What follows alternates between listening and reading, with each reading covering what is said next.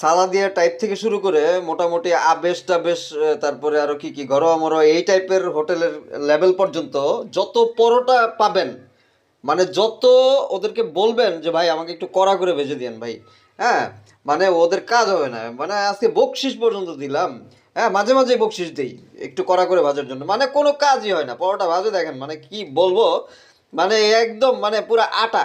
হ্যাঁ, আটা পুরা, মানে পরোটা তো না, পুরা আটা, এগুলো আপনারা যে বুঝতে পারতেছেন কিনা জানি না। এইগুলা মানে প্রত্যেকটা দিন দোকান থেকে কেনার পর এসে আমার আবার মানে এই কি বলবো, মানে চুলাটাও মানে প্রবলেম হয়ে গেছে। আমার এই যে রাইস কুকারের মধ্যে আমার পরোটা ভাজতে হচ্ছে ভাই, মানে কি, মানে এর চাইতে দুঃখ আর নাই। তো যারা হোটেলে পরোটা খান ওদেরকে মানে একটু মানে কিভাবে বললে যে কাজ হবে সেইভাবে বলে দেখেন তো, সবাই মিলে পরোটা ভাজানো যায় কিনা ওদেরকে দিয়ে।